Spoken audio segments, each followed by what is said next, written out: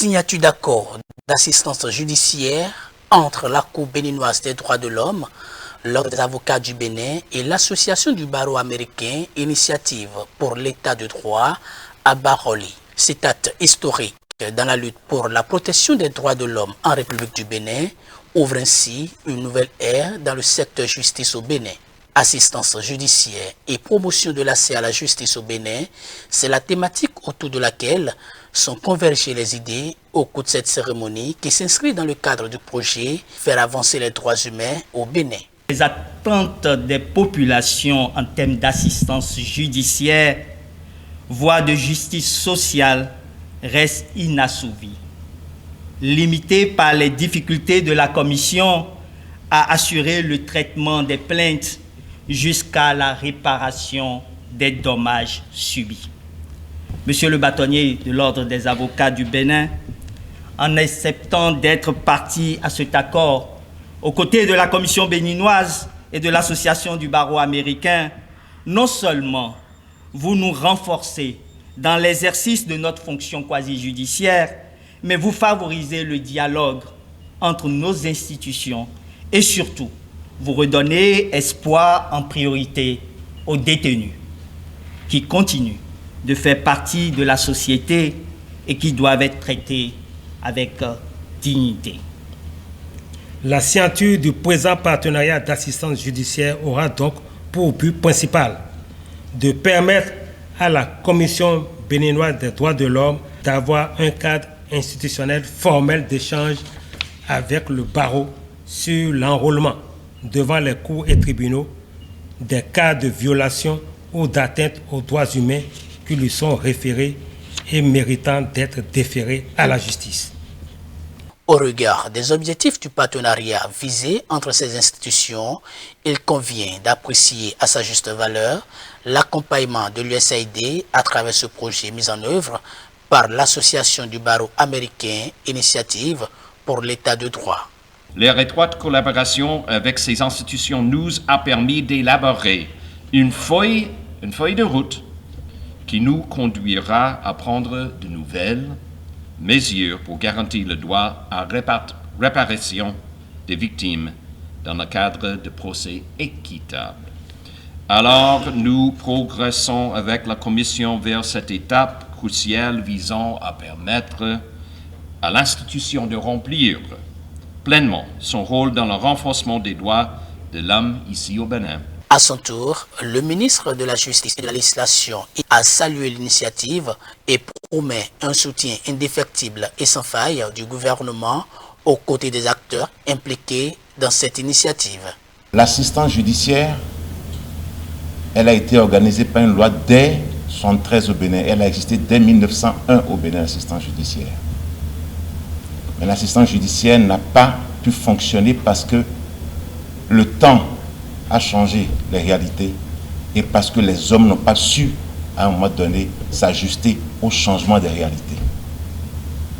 Aujourd'hui, nous venons à une étape où il faut ajuster les réalités avec nos volontés.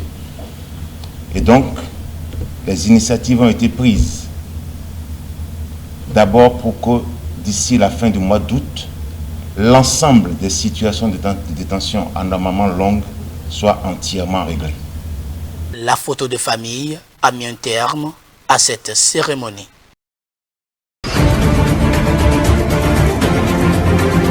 J'essaie quasiment dans toutes les matières, mais en dictée en mathématiques, je suis imbattable. Très contente d'être la première du Bénin au CEP 2023. Je ne m'y attendais pas parce que je ne connaissais pas le niveau des autres, mais dans mon école, j'étais souvent la première. Je fais toujours mes devoirs de maison.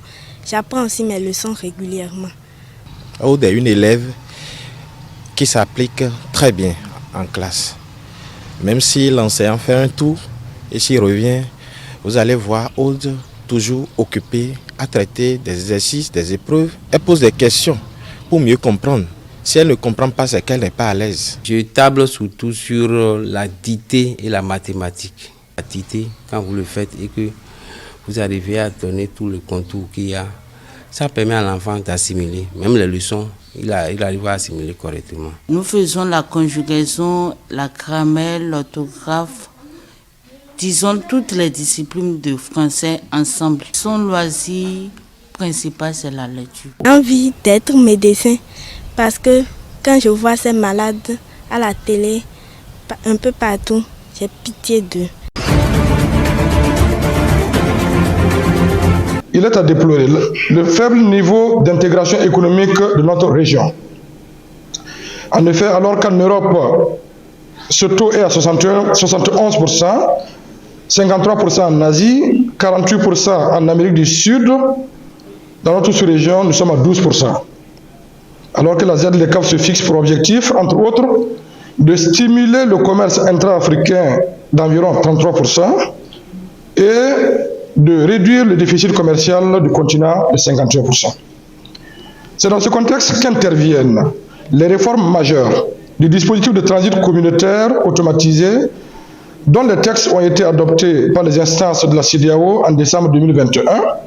J'ai nommé l'acte additionnel relatif au transit communautaire et le règlement portant modalité de fonctionnement du mécanisme de garantie du transit communautaire.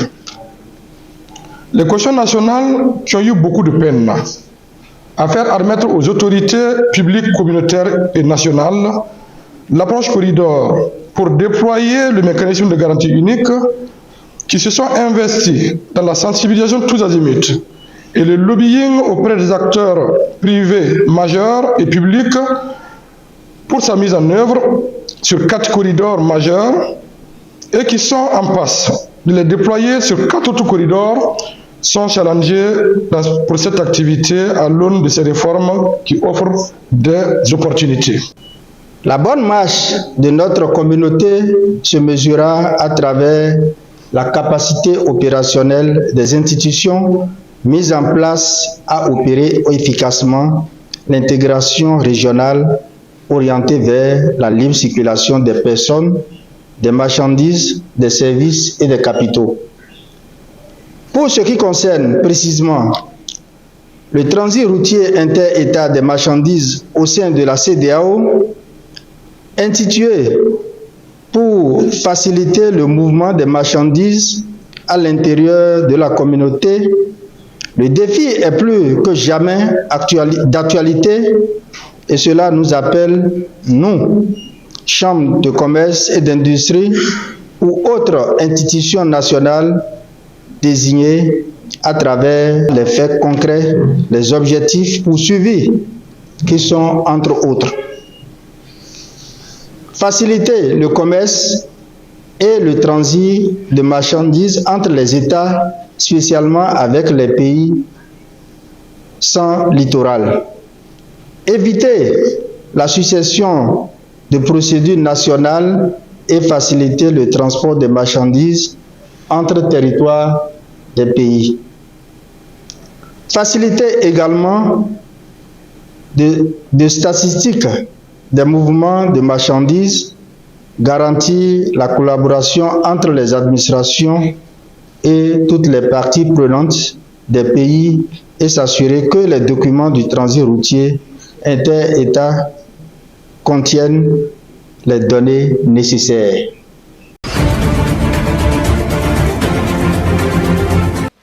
Article 63 nouveau.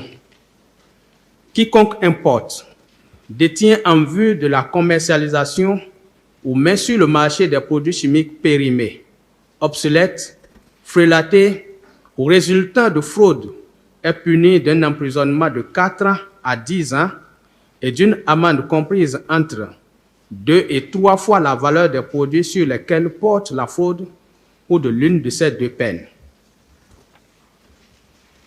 L'amende est portée au double et l'emprisonnement est prononcé si la fraude a été commise sur les produits chimiques, soit à l'aide de poids, mesures, instruments de pesage, de mesurage ou de dosage faux et inexacts, soit à l'aide de manœuvres ou procédés tendant à fausser les opérations de l'analyse, du dosage, du pesage ou du mesurage, ou tendant à modifier frauduleusement la composition, le poids, le volume des produits chimiques. soit à l'aide d'indications frauduleuses. En cas de récidive, l'amende est portée au double et l'emprisonnement est prononcé. Les peines prévues au présent article sont appliquées à toute personne qui fabrique des produits chimiques. Article 64 nouveau. Quiconque commercialise des substances ou des combinaisons de substances actives différentes sous un même nom est puni d'un emprisonnement de 5 ans à 10 ans et d'une amende de 10 millions à 30 millions de francs CFA. En cas de récidive, l'amende est portée au double et l'emprisonnement est prononcé. Article 65. Nouveau. Quiconque entreprend une importation, une exportation ou un transit autorisé par la présente loi de produits chimiques, de matériel et équipements d'application ou de protection sans avoir obtenu de l'autorité compétente, le permis de requis est puni d'un emprisonnement de 2 ans à 5 ans et d'une amende comprise entre 2 et 4 fois la valeur des produits objets de l'infraction ou de l'une de ces 2 peines seulement.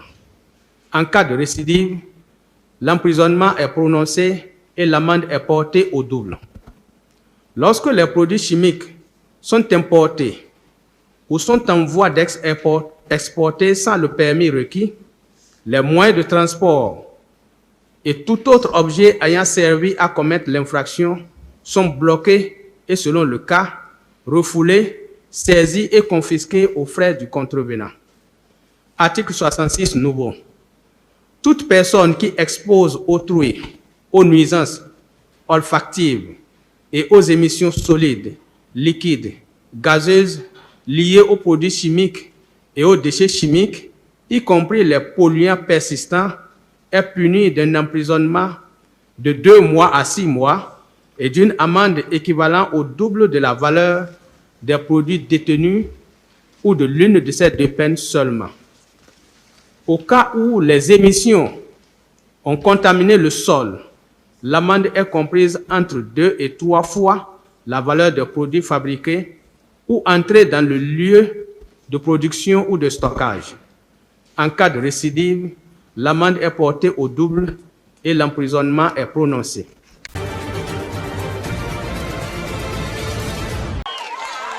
À l'appel de l'Organisation des Nations Unies, le monde célèbre ce 18 juillet la journée Nelson Mandela. La journée a été célébrée pour la première fois le 18 juillet 2010, le jour du 92e anniversaire du leader sud-africain. Nelson Mandela a consacré sa vie au service de l'humanité en tant qu'avocat des droits de l'homme, prisonnier d'opinion, militant pacifiste et premier président noir démocratiquement élu d'une Afrique du Sud libre. Today, President Mandela takes office in Pretoria.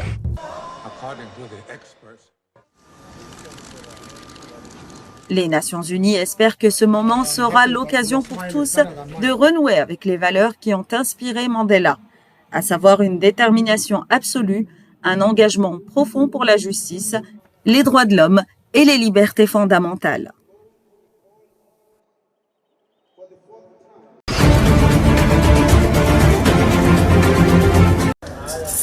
Les céréales cultivées localement font recette au Nigeria. Mais la plus grande économie d'Afrique doit encore se contenter des importations, faute d'autosuffisance en la matière. Nous ne recevons pas assez de céréales étrangères. Celles cultivées localement sont facilement accessibles. Nous en utilisons beaucoup car elles contiennent beaucoup plus d'amidon que les céréales étrangères.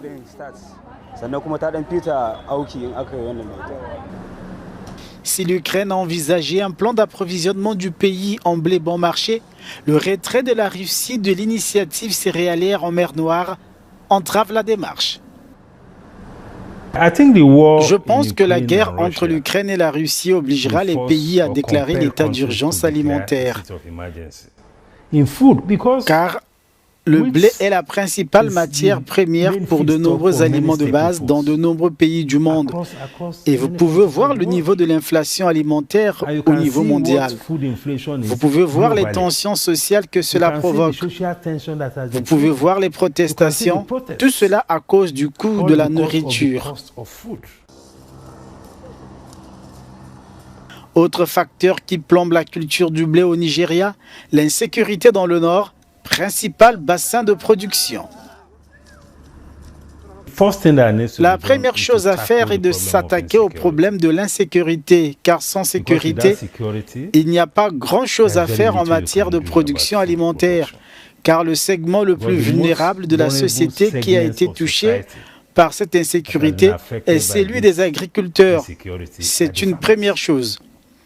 Deuxièmement, en ce qui concerne spécifiquement le blé, en raison des conditions climatiques, parce que le blé est en grande partie une culture tempérée, nous sommes sous les tropiques. Nous avons donc besoin du type de semis qui peut s'adapter à nos propres conditions climatiques. La faible production locale ne permettant pas de combler les pertes liées à la guerre en Ukraine, le Nigeria connaît une hausse des prix des denrées alimentaires.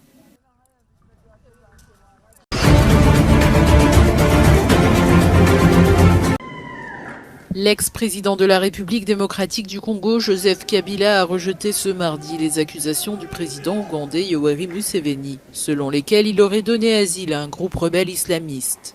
La semaine dernière, le dirigeant ougandais Yoweri Museveni déclarait que Kabila avait permis aux forces démocratiques alliées ADF, qui ont prêté allégeance à l'État islamique, d'établir de vastes camps et de mener des activités économiques.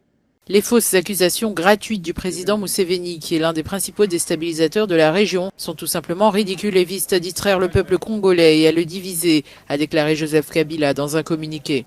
Fondé en 1996, l'ADF était à l'origine un groupe rebelle ougandais qui menait des attaques dans l'ouest de l'Ouganda. Chassés du pays, ces insurgés ont traversé la frontière pour se réfugier dans les jungles de l'est du Congo.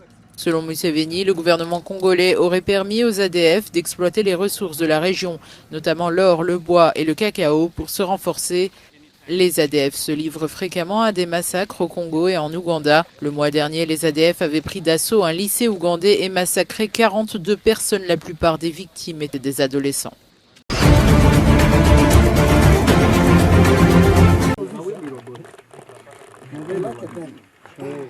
Les Émirats arabes unis ont signé un accord de 1,9 milliard de dollars avec une société minière en République démocratique du Congo. Selon le président congolais, Félix Tshisekedi, l'accord conclu avec la société minière du Kivu et du Maniema Sakima prévoit le développement d'au moins 4 mines industrielles dans l'est du pays. La société possède des concessions minières pour l'étain, le tantal et l'or dans la région. Il y a quelques mois, la RDC avait signé un contrat de 25 ans avec la société émirati Primera Group pour l'exportation de certains minéraux extraits artisanalement dans le sud Kivu. La République démocratique du Congo présente cette initiative comme un moyen de lutter contre le trafic de minerais au profit de groupes armés et rébellions, dont beaucoup se trouvent dans l'est du pays et dont les activités sont en partie soutenues par la contrebande.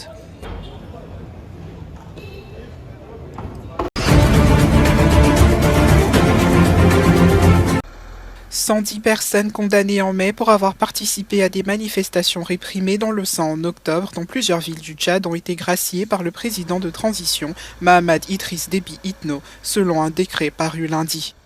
En octobre 2022, des manifestants avaient défilé à l'appel d'une partie de l'opposition à N'Djamena et dans quelques autres îles pour protester contre le maintien au pouvoir pour 2 années supplémentaires du président de transition.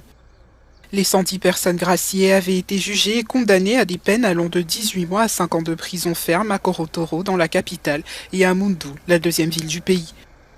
Durant le transport des prisonniers à Korotoro, notamment, les ONG locales et internationales ont affirmé que des dizaines, voire des centaines de personnes ont été torturées ou exécutées, des propos fortement démentis par les autorités tchadiennes. En novembre 2022, l'opposant Succès Masra avait requis auprès du procureur de la Cour pénale internationale l'ouverture d'une enquête sur des faits présumés de crimes contre l'humanité suite à la répression violente des manifestations. En moins de 4 mois, les autorités tchadiennes ont gracié 436 personnes condamnées pour leur participation aux manifestations du 20 octobre 2022.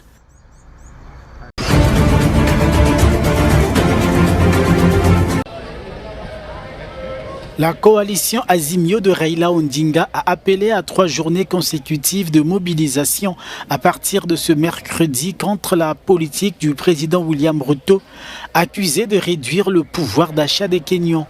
Les commerces ont baissé leur rideau de fer, les rues d'ordinaire animées de Nairobi sont vides, alors que dans un communiqué, la coalition a demandé aux populations de reprendre le pays face à un régime jugé dictatorial.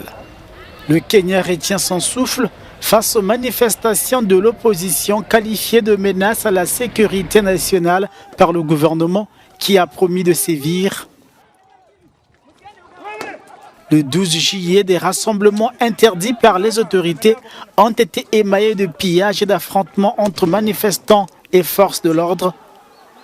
Au moins 9 personnes ont été tuées et plus de 300 arrêtés.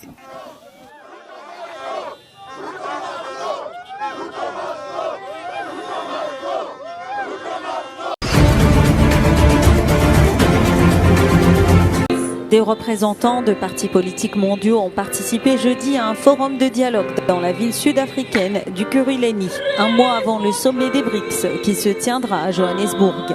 Plus de 54 partis politiques du monde entier participent au forum 2023 sous le thème BRICS et l'Afrique. Partenariat pour une croissance mutuellement accélérée, un développement durable et une croissance inclusive.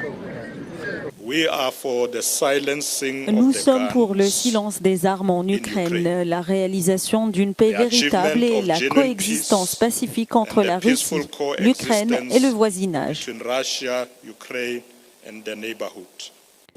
Nous soutenons pleinement l'initiative de paix africaine menée par le président Cyril Ramaphosa et les 7 autres chefs d'État et de gouvernement africains pour trouver une solution pacifique au conflit, en initiant un dialogue entre le président Vladimir Poutine et le président Zelensky.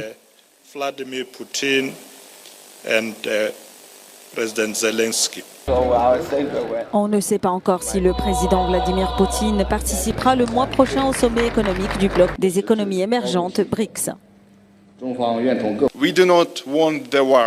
Nous ne voulons pas la guerre, mais ceux qui soutiennent réellement le régime de Zelensky, les États-Unis et les pays occidentaux ne veulent pas la paix. Ils font tout pour faire dérailler les négociations. Le vice-président sud-africain a déclaré que son pays tente de persuader Vladimir Poutine de rester à l'écart pour éviter les retombées juridiques et diplomatiques de son mandat d'arrêt international.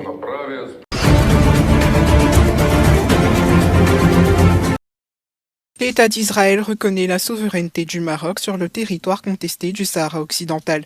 Selon un communiqué du Palais royal marocain, Israël a exprimé lundi sa position dans une lettre envoyée par le Premier ministre Benyamin Netanyahou au roi Mohamed VI du Maroc. Israël envisage également d'ouvrir un consulat à Dakhla. Le Sahara occidental, ancienne colonie espagnole, figure sur la liste des pays non autonomes des Nations Unies.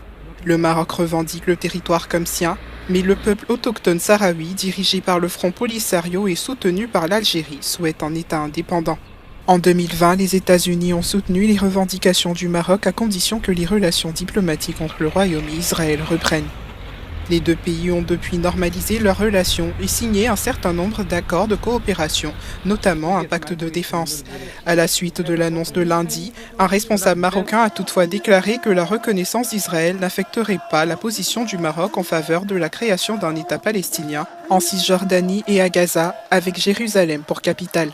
Bien que certains journalistes marocains soulignent qu'avoir des relations avec Israël et soutenir la cause palestinienne ne s'excluent pas mutuellement, des préoccupations concernant un conflit d'intérêts ont été soulevées.